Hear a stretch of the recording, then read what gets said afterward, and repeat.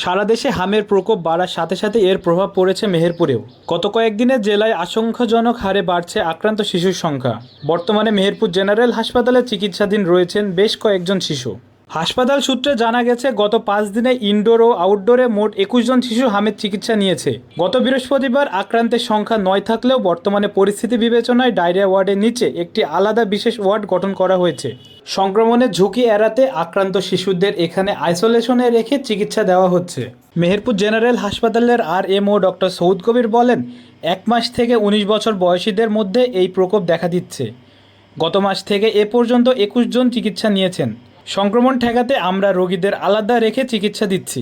হাসপাতালে আসা অভিভাবকরা জানাচ্ছেন, শুরুতে সাধারণ জ্বর মনে হলেও পরে শরীরে দানা দানা বা র্যাশ দেখা দিচ্ছে। মুজিবনগরের মঞ্জিলা খাতুন জানান, তার 9 মাসের শিশুকে ভর্তির পর দ্রুতই আলাদা ওয়ার্ডে স্থানান্তর করা হয়েছে। অপরদিকে সদর উপজেলার আনারুল ইসলাম জানান, টিকা দেওয়া সত্ত্বেও তার 19 মাস বয়সী সন্তান হামে আক্রান্ত হয়েছে। হাম অত্যন্ত ছোঁয়াচে।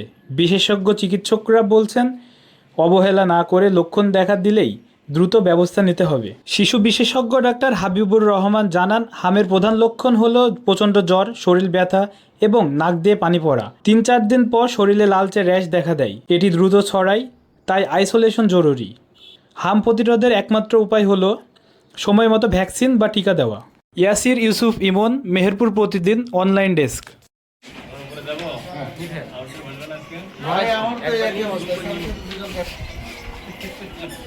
ঠিক আছে, আমি উপর থেকে নাম দিচ্ছি।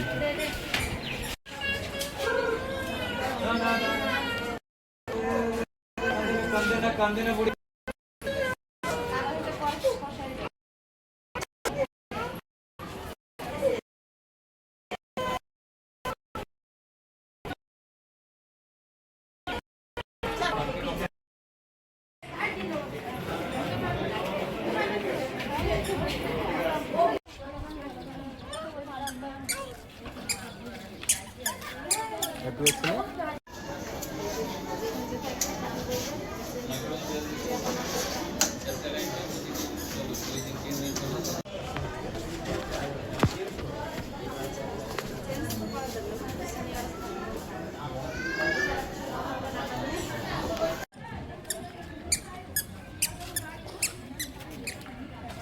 কেটে দে